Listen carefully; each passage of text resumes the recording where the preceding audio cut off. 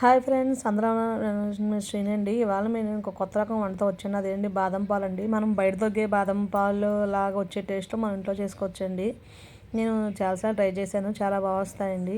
ఇప్పుడు ఆ వీడియో మీకోసం అని తీసానండి. అవి చాలా సింపుల్గా చేసుకోవచ్చండి. ముందుగా మనం ఒక లీటర్కి అయితే ఒక 20 బాదం పప్పులు, లీటర్కి అయితే ఒక 50 బాదం పప్పులు మనం ఒక 2 hours ముందు నానబెట్టుకోవాలండి. అవి ముందు నానబెట్టుకోవాలి అనుకుంటే అప్పటికప్పుడు వేడి నీళ్ళలో పోసేసి ఉంటే కనుక నానిపోతాయి. అప్పుడు మనం తొక్క తీసేసుకోవచ్చు.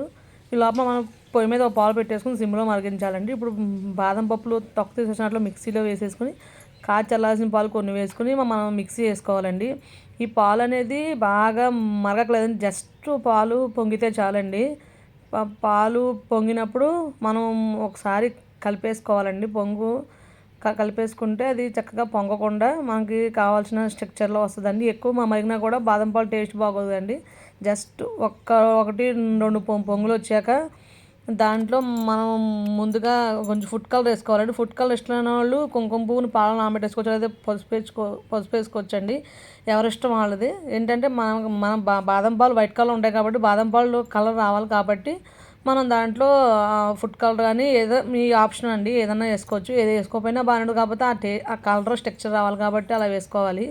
తర్వాత మనం ముందుగా పేస్ట్ చేసి పెట్టుకున్న బాదం పేస్ట్ని కూడా ఆ పాలలో వేసేసి కొంచెం ఇంకా కలర్ కావాలంటే కొంచెం పసుపు వేసుకోవచ్చండి. ఆ బాదం పప్పు పేస్ట్ కూడా దాంట్లో వేసేసి బాదం పప్పు పేస్ట్ కూడా ఒక్కసారి బాగా మరిగి ఆ ఫ్లేవర్ అంతా పాలకు పట్టించేదాకా కొంచెం కలుపుతూ మరిగించుకోవాలండి. ఎందుకంటే ఆపేసామనుకోండి కింద గిన్నెకి ఆడుగంటేస్తుంది. అందుకని మనం అలాగ కొంచెం కలుపుతూ పాలు అలాగా మరిగించుకోండి. మరిగించుకున్నాక మీ స్వీట్నెస్ తగ్గ పంచదార వేసుకోండి. నేనైతే కప్పు వేసానండి పంచదార. మీ ఒక్కొక్కరు తక్కువ తింటారు, ఒకళ్ళు ఎక్కువ తింటారు కాబట్టి ఎవరి టేస్ట్ తగ్గట్టు పంచదార వాళ్ళు వేసుకుని అది కూడా మనం బాగా కలుపుతూ ఉండాలండి. పంచదార కరిగేదాకా కలుపుకోవాలి. ఇలా జస్ట్ కరిగాక అలా పొంగు వస్తుందండి. అలా పొంగు వచ్చాక మనం ఒకసారి మళ్ళీ బాగా కలుపుకొని మనం దీంట్లోకి కొంచెం యాలకుల పొడి వేసుకోవాలండి. దాన్ని కూడా మనం వేసేసుకోవాలండి. యాలకుల పొడి కూడా వేసేసుకున్నాక దాన్ని కూడా ఒక్కసారి మనం కలిపేసుకొని ఒకటి రెండు పొంగులు వచ్చాక దాన్ని తీసేసుకోవాలండి. తీసేసుకుని దాన్ని మనం ఎలా కావాలంటే అసలు సర్వ్ చేసుకోవచ్చండి. అంటే వేడిగా కావాలంటే వేడిగా తాగొచ్చండి. వేడిగా వద్దనుకుంటే ఒక 2-3 hours ఫ్రిడ్జ్లో పెట్టుకుంటే పాలు చల్లగా వస్తాయండి. కూల్గా బాగుంటాయి. మనం మార్కెట్లో ఎంత అయితే దొరుకుతుంది టేస్ట్ అంతే టేస్ట్ మనకు వస్తుందండి. ఏంటంటే అస్తమానం మార్కెట్లోకి వెళ్ళి కొనుక్కుని తాగలేం కాబట్టి మనం ఇంట్లో మనం చేసుకోవచ్చండి.